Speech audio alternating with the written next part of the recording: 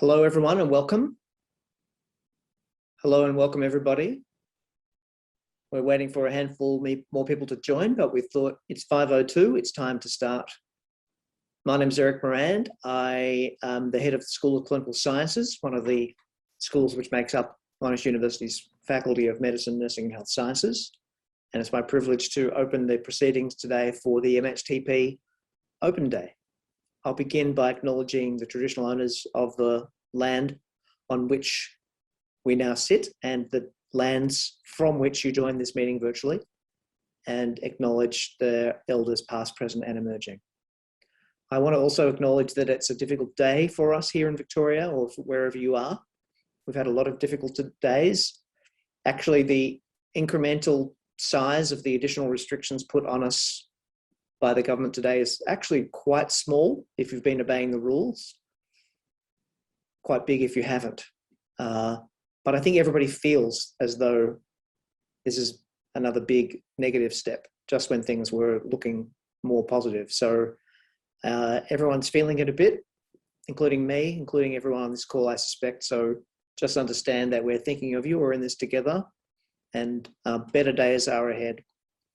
Vaccination trajectories are on track for 80% target by Christmas, even at the current rate of vaccination.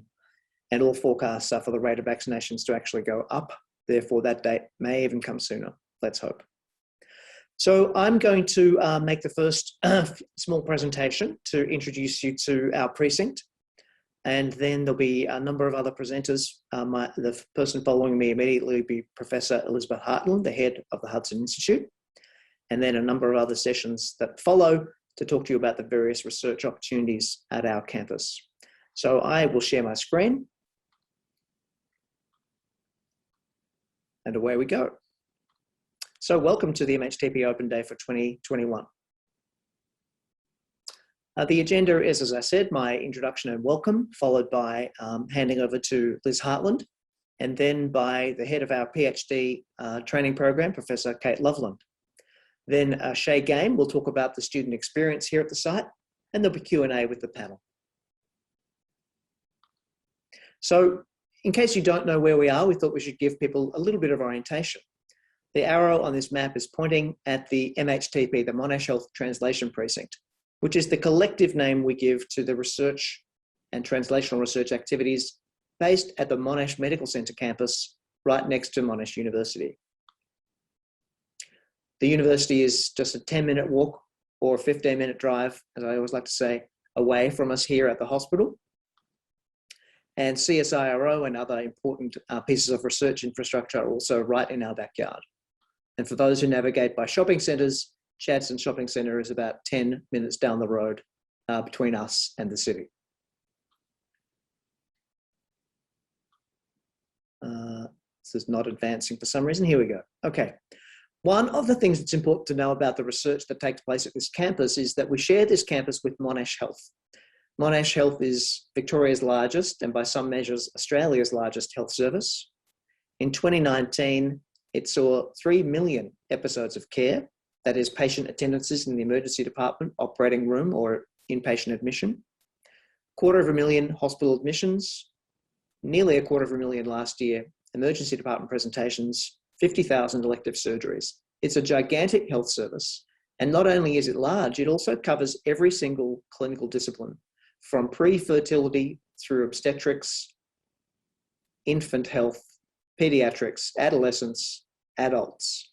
And in adults, it covers everything too, from inflammatory disease through cancer, the home of the Victorian Heart Hospital, and there is no clinical discipline that we do not provide. So the research discipline breadth matches that. Now, the partners of the MHTP are the university, which I represent, the Hudson Institute, and Professor Hartland will speak next, and of course, Monash Health, the health service itself. These three partners are the partners of the MHTP. The university is the organisation which enrolls students in higher degrees. So students enrolled in honours, PhD, masters, etc., are enrolled in Monash University via the School of Clinical Sciences, no matter which of these institutions you are based in to do your research. Of course, the university has its own research too, and you'll hear about that. But in addition to that, we provide the administrative framework for enrolling students for the other partners of NHTP.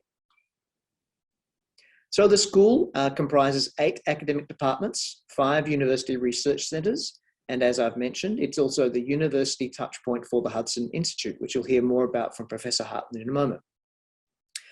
We have every academic discipline in medicine, and 3 academic disciplines are found only in this part of Monash University: obstetrics and gynecology, and paediatrics, and the molecular and translational sciences, which is the department representing the Hudson Institute. We publish about 1,000 academic publications a year, and we publish those in every medical and scientific discipline, as I've mentioned. We have more than 200 higher degree by research students, including PhD students, Masters of Philosophy, etc. And the annual budget of the school is $140 million, with $66 million on track this year of research income. Our research income has actually been growing rapidly in the last few years.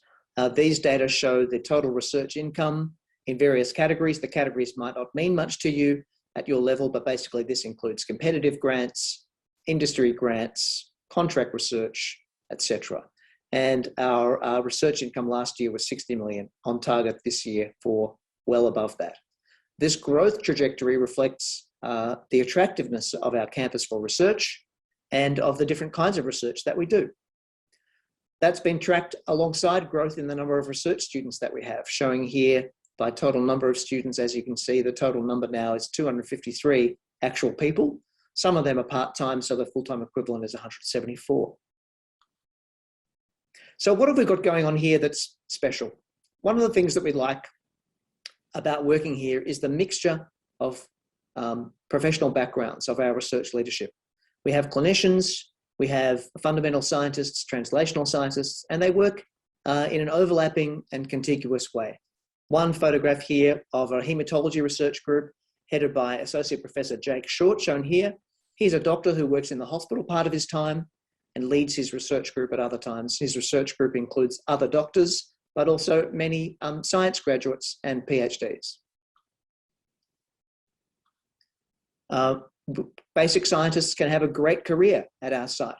One of those is Connie Wong, who's a PhD, and she won the Centenary Fellowship of CSL in 2019. This is one of the most prestigious research awards and one of the most lavishly funded, with a $1.25 million grant available in Australia. She works here just down the hallway from where I'm sitting now, and she's a PhD.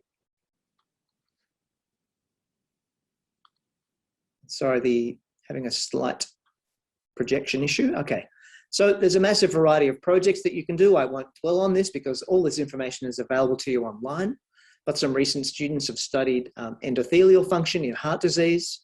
They've looked at predictors of mortality in COVID-19. They've looked at predictions of infection in immunosuppressed patients. They've looked at respiratory problems of premature babies. They've looked at heart disease. People working here have published in the top journals in the world, including multiple papers in the last 2 years in the New England Journal of Medicine, the highest impact factor journal in the world today. And our student also win multiple awards. This is Aidan Kashap, who won the Molly Holman Award, the highest medal available for a PhD student of Monash University. He's now a junior doctor here at Monash Health, and he did his PhD in the Hudson Institute as part of our precinct. So we like to think that there's nothing you can't do as a student of research here at NHTP. So that's the end of the introduction, in fact. There's going to be a lot more detail coming your way about the different specific kinds of research that we have done. But the best way for you to think about it is, I wonder if they do that at MHTP. The answer will be yes. So with that, I'll hand over to Professor Liz Hartland to give an introduction to the Hudson Institute. Over to you, Liz. Great, thanks Eric for that overview. I'll just share my screen now. Hopefully this will be fine. Great, yeah, so welcome everybody to this annual student event, and very glad you could make it despite the difficulties of the day. As Eric's mentioned, we're all a bit deflated about what's going on, but still looking forward to training a new cohort of students next year. So we're a medical research institute, also located on the MHTP precinct, as Eric mentioned. We work closely with Monash University and train more than 150 students annually. And these are the students, I guess I'd like to emphasise that the students are a really important part of our professional workforce. So they work across 45 research groups that we have in the Institute. They contribute to our research publications. Many of our PhD students also gain experience in not just their research group, but in their centre and in commercialisation. So they can really have a very sort of broad training throughout their research time with the Institute.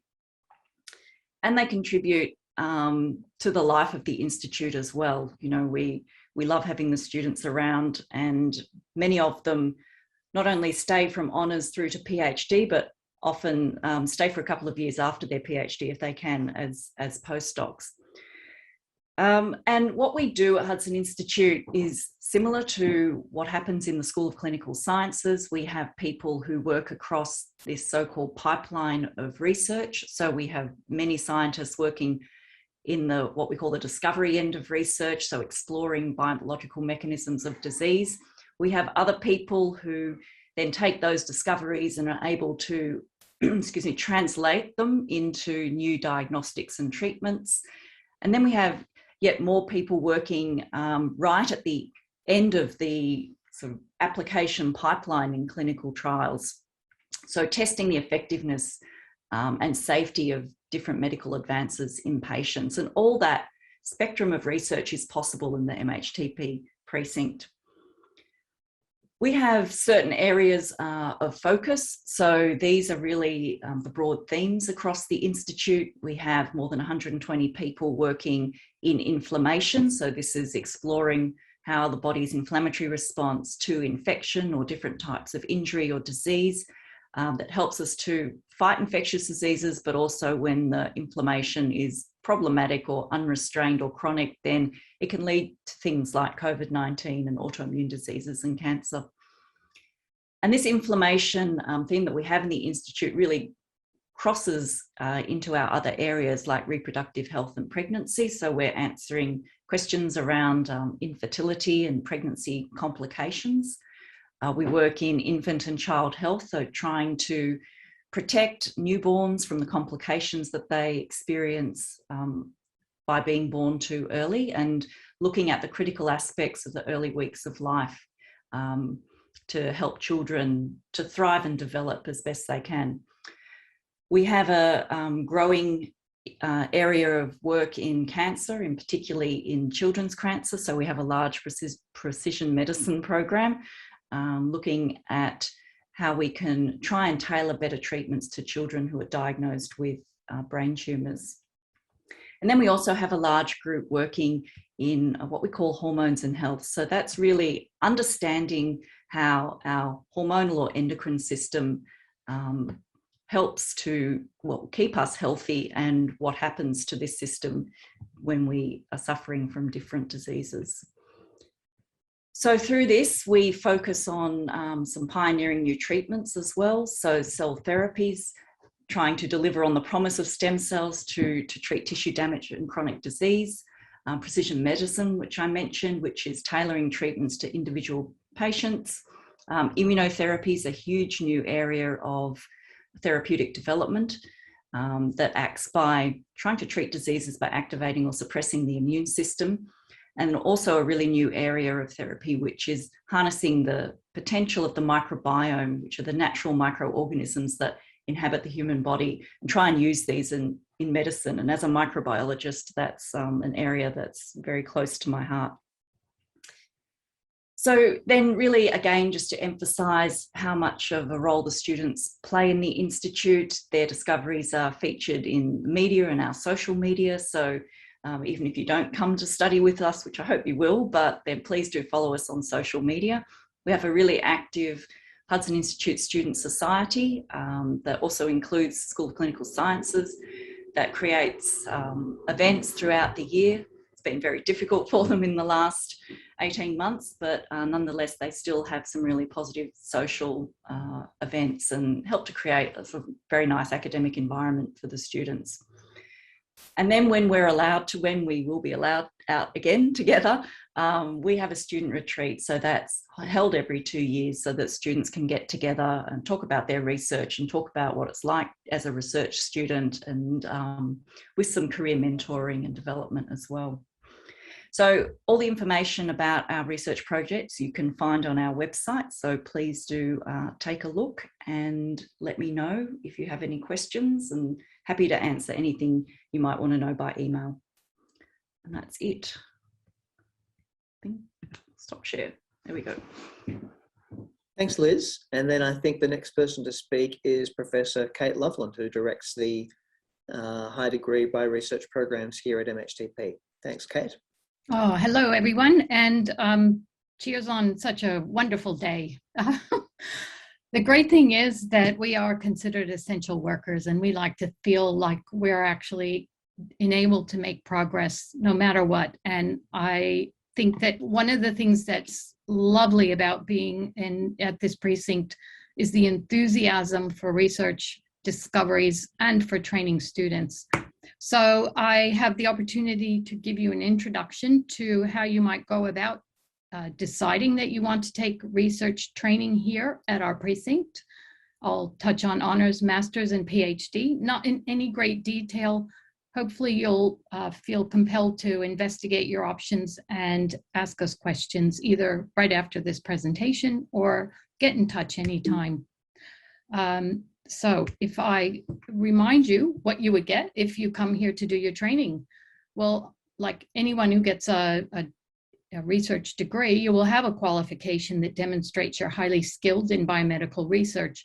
We really pride ourselves in the degree of critical thinking, writing, and speaking skill training that we offer to our students.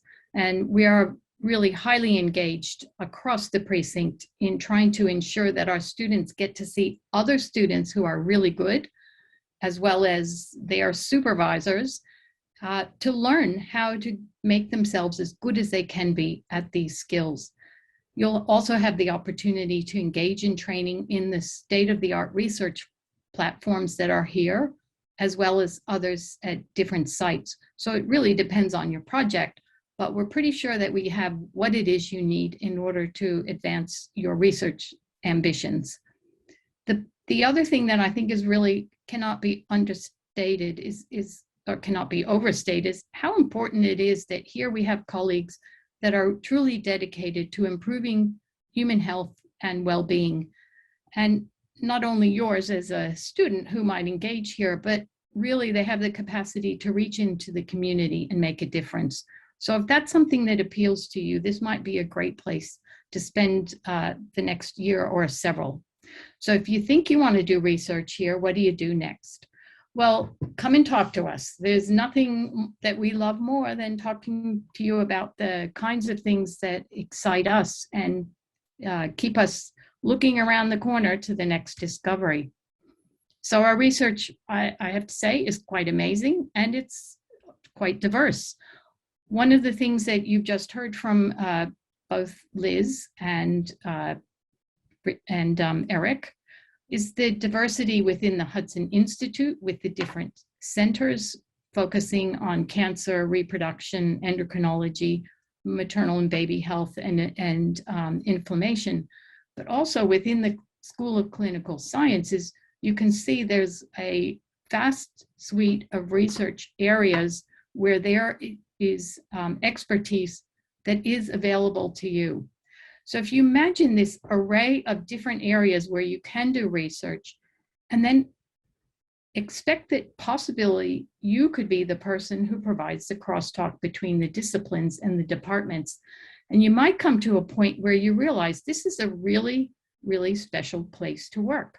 So the surgeons interacting with the neurologists, or the hematologists interacting with the cancer researchers.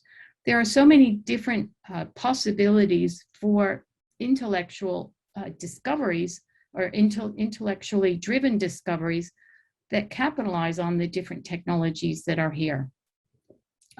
There's so many that it would be impossible to go into. So what I'd like you to each, consider is what interests you.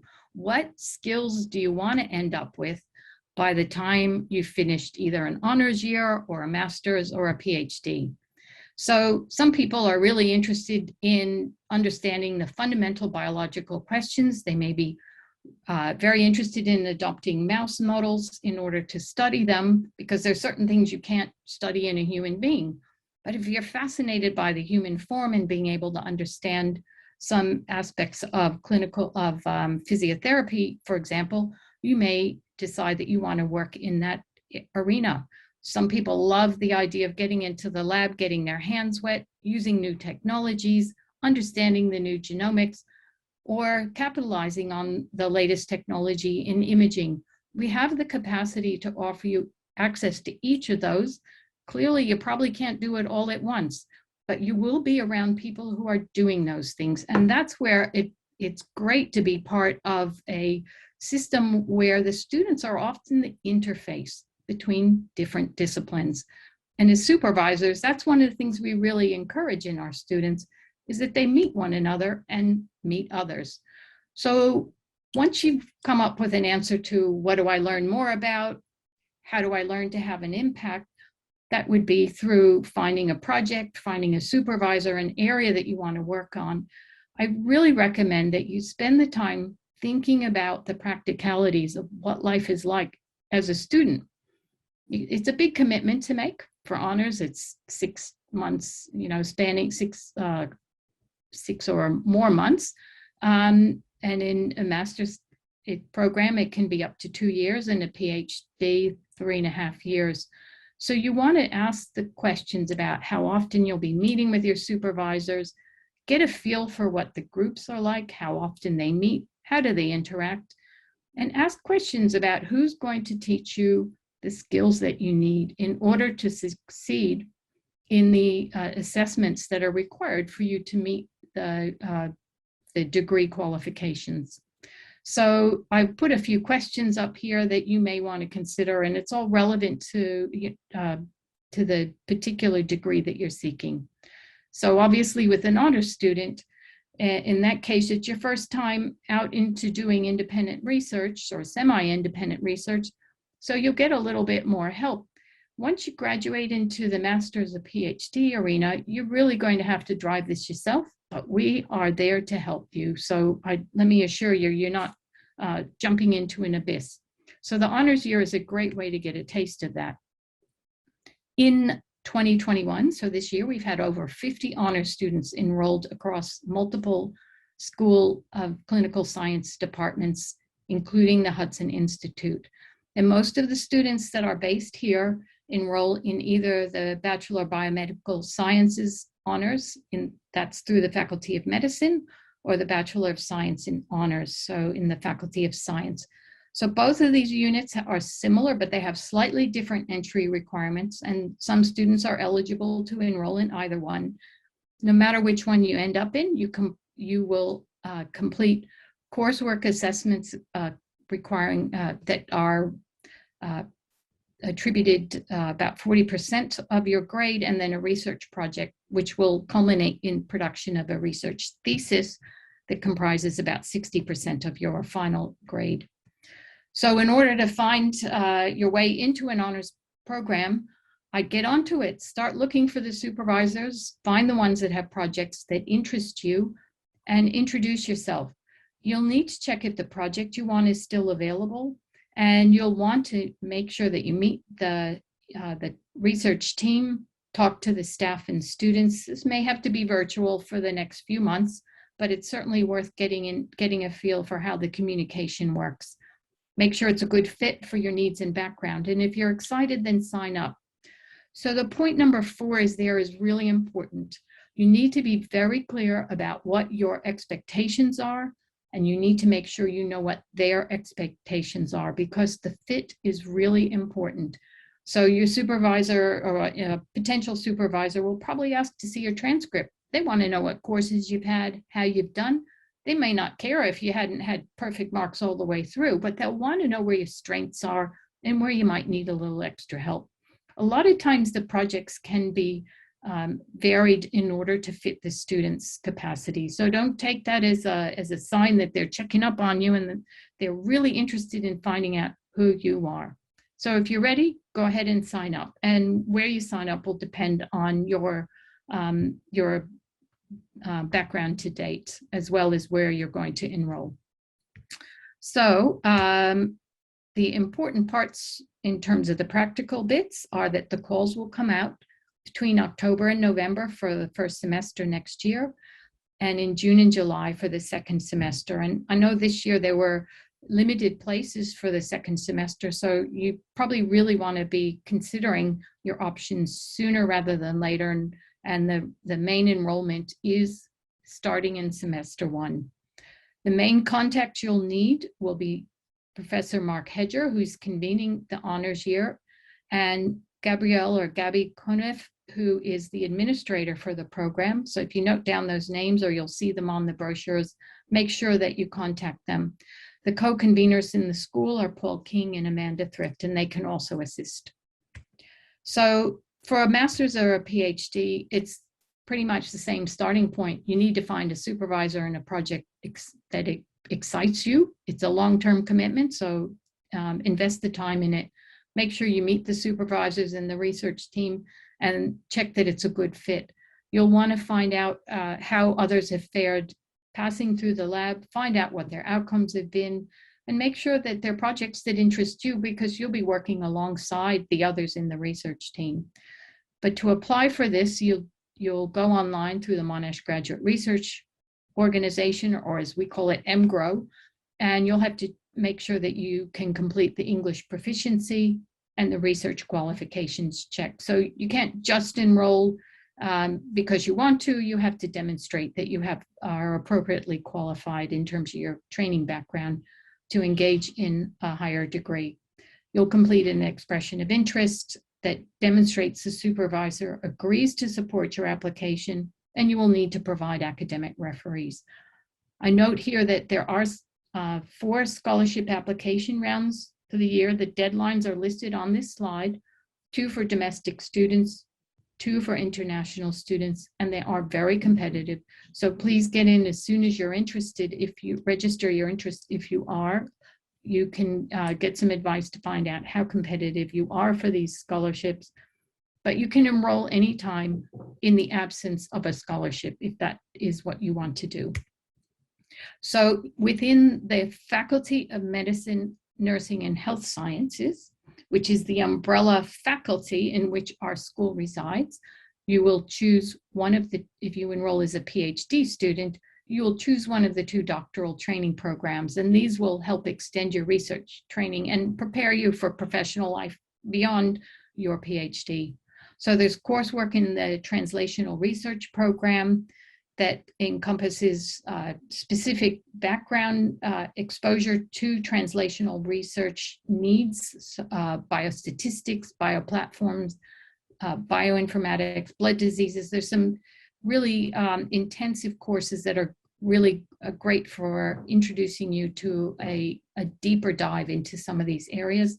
And then the alternative is to take training modules, which is 120 hours of professional development over the course of your first 3 years as a PhD candidate. So those will be a vast selection that you can make, no matter whether you're enrolled as a master's student or in the coursework or the professional development mode. All of these advanced training research skills will be available to you through the My Development website that Monash University offers to you. So there's a lot of ways to increase the experience as a higher degree research student. And if you're just looking at honors right now, I'd really encourage you to take a bit of time and consider where you want to end up.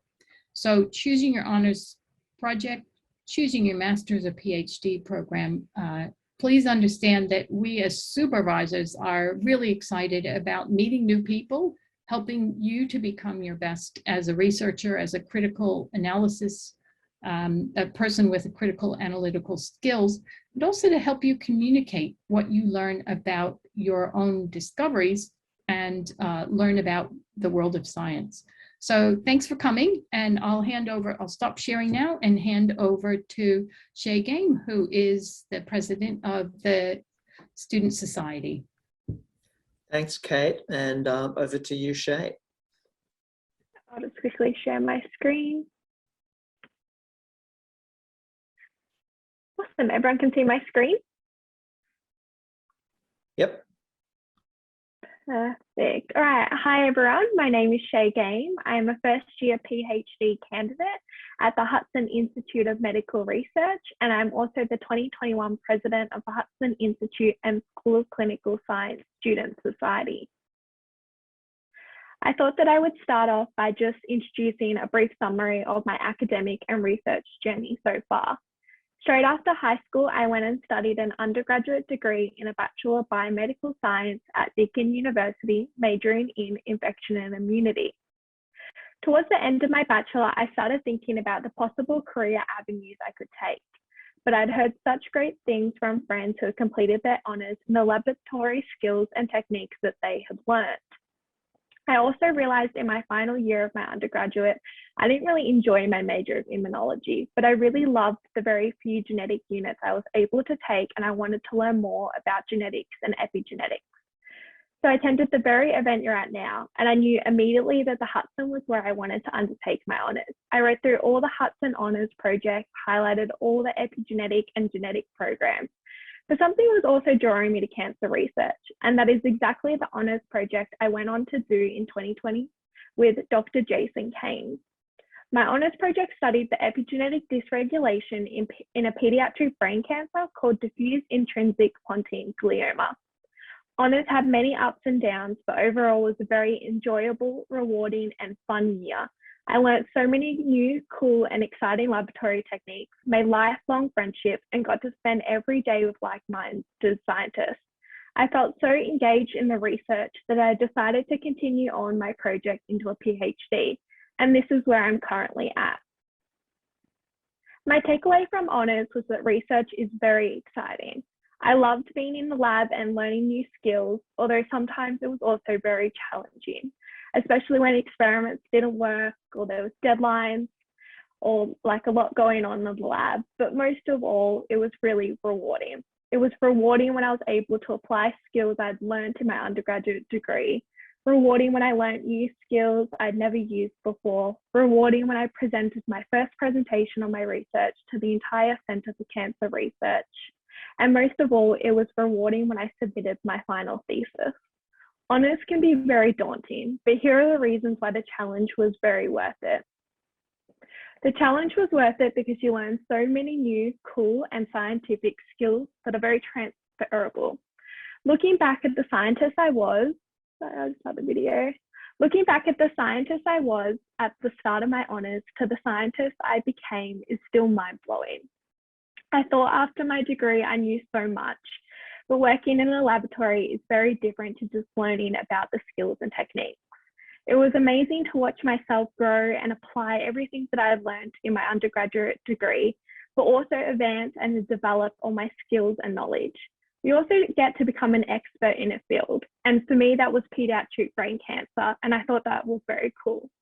I also learned a lot of skills relevant to working in a professional environment. The challenge is worth it because there are so many proud moments and achievements along the way. From small achievements like having a new experiment work, getting exciting data back and learning a new skill, to big achievements like publishing your first paper, speaking about your research at conferences, internally, interstate, and even internationally. And of course, the best moment of all, submitting your very own thesis. The challenge is worth it because you meet so many supportive and inspiring people and build lifelong friendships.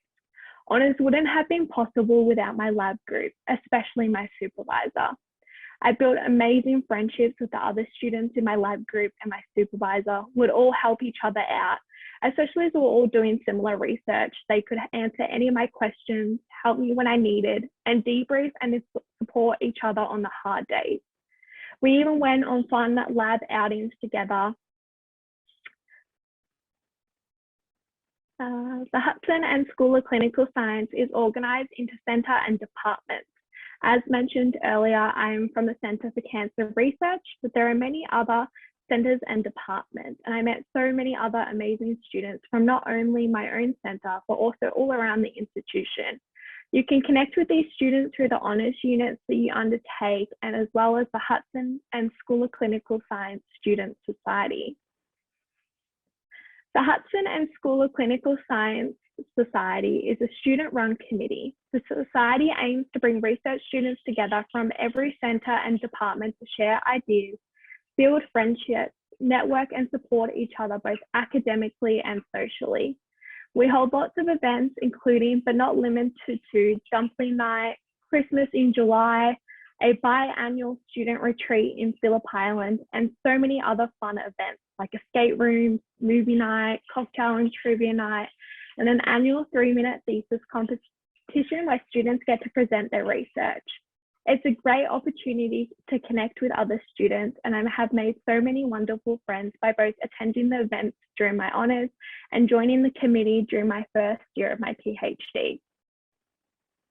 The tips and things to consider. Honours provide you with many transferable skills and techniques that are great in many different industries, even outside of research. To connect with a supervisor and project you find interesting. Honours can be challenging at the best of times, but is worth it when you're passionate about the research you are doing.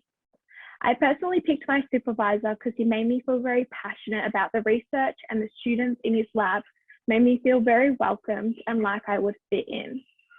Put yourself out there. Don't be afraid to ask questions, introduce yourself, and join in on student events. The friendships you build throughout honours can be very special. And remember that research helps change science and lives, and that's a pretty cool and niche thing to be a part of. Thank you. Thank you, Shay. That was a great presentation. Congratulations on all you've achieved. Thank you. It's a great example of the kind of journey that people can have in their research honours and into their PhD here at the MHTP. So I think we are now handing over to Q&A, which I believe is going to be managed by Kate. I'm happy to answer any questions, or we can capitalize on this auspicious audience that we have. If there are any questions, I note that we have Mark Hedger here. Professor Hedger is the convener for honors for our precinct. So if you have any specific questions about how enrolling in honors goes, please do ask him. I see something from Emily Kay in the chat. It says, I'm currently a Uni Melbourne student. Does it mean I can't do my honors at Hudson while being enrolled at the University of Melbourne? I know you can enroll do your honors at the Hudson. Mark, would you care to step in? Because Emily will probably write to you sooner or later. So the situation is you would get your degree from Melbourne University, but then you would do your honours at Monash, so you would enrol at Monash. So technically you would no longer be a Melbourne Uni student, but you would have degrees from both Melbourne Uni and from Monash. So. That's right. Just to add to that, the place where you do your undergraduate degree and the place where you do your honours don't have to be the same place. And Shay's example was that she was a Deakin undergrad and then came to Monash to do her honours.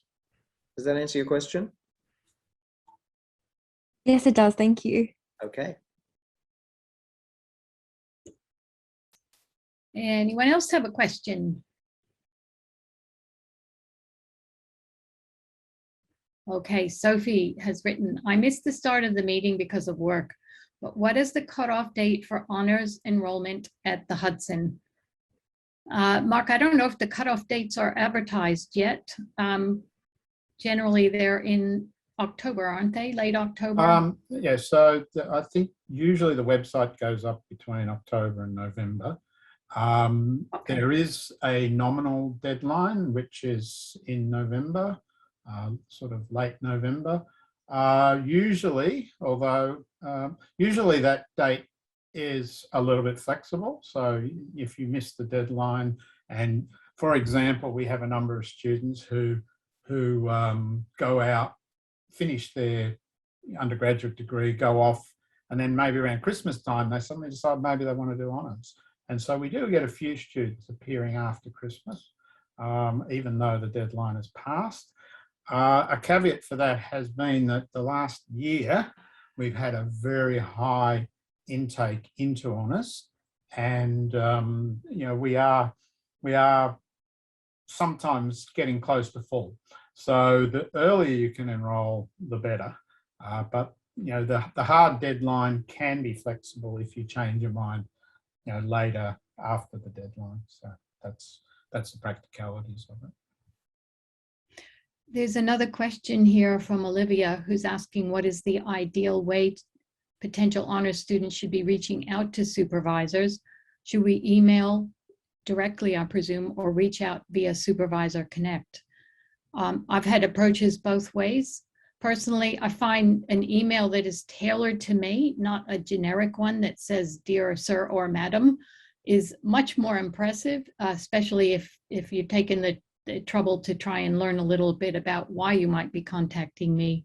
So Olivia, my answer is there's probably an email that is directly targeting, provide some information about yourself and your background that tells just a sentence or two that explains why you might be interested.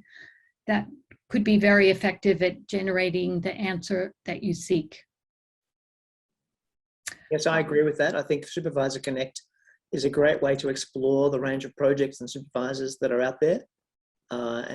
We encourage you to look at that, as well as the websites of the various centres and departments. And you can contact a supervisor via Supervisor Connect, but I agree with Kate.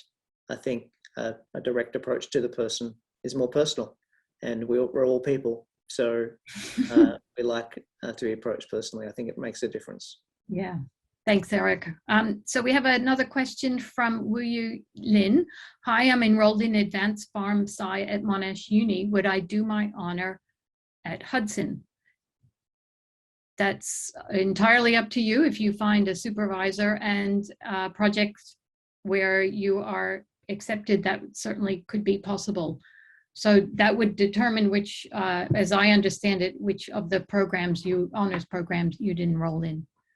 But just in case, there are of course honours programs at the Faculty of Pharmacy as well. So this is one campus of the university which has a great honours program. There are others. So I'm not sure whether your question related to, is this the only place for you to do your honours out of a Pharm Sci? Can I comment? The best, but it's not the only one. Of course. Eric, I can comment too. I mean, your supervisor, even if you have a supervisor who's based at the Hudson or in any place, you can still be enrolled through the School of Pharmacy. So you would be enrolled in pharmacy, but you could still have a supervisor at the Hudson. So that's possible as well. Yeah. So things are flexible. This also speaks a bit to Emily Tay's question. How important is our transcript? If we have a supervisor willing to take us in despite our marks not meeting the 70% cutoff, is there a chance still to get accepted into honors? The answer is yes. And there are many occasions where students don't do so well. They've had a bad year, they've had a bad whatever, and they get into a research environment where they get personalized attention, they're in a supportive team, and they flourish. And it's the best thing ever when you're a supervisor and you see that work out. Mark, would you like to comment? Yeah, I do have to comment. So that's true up to a point, but again, it depends on how close you are to the cutoff. So the mark that you need is, if you're coming from a Monash degree, then you have to have an average of about, well, roughly speaking, it's an average of 70% in a number of your subjects. If you've got less than an average of 70%, the Faculty of Science and the Faculty of Medicine have slightly different ways of assessing whether you are still going to be eligible to do honours. And the most important thing is that your supervisor be supportive of your wanting to do honours if you haven't quite got to the 70% cutoff. But it's not, it has to be assessed on each individual case. So I can't give you a blanket answer to that. Yeah, and I've also had students whose marks were well below 70%, but then they enrolled in a 3990 unit. They spent a semester doing work in the lab on a research project. So essentially in that course, you do a miniature research project. You and your supervisor get to adjust to each other. You have to write, you have to present, and it's a really great way for you to find out whether you really like the team. So please consider that as an option for yourself. Okay, and I see Gabby's given us the link to the next session. I think we're probably need to pull this one, the plug on this one, or students may wish to go off to hear the next team present. So I think I'll close now. Is that okay, Eric? And we'll hope to see some of you around soon. Bye. Bye. Thank you. Take care. Stay Thanks for safe. coming. Enjoy.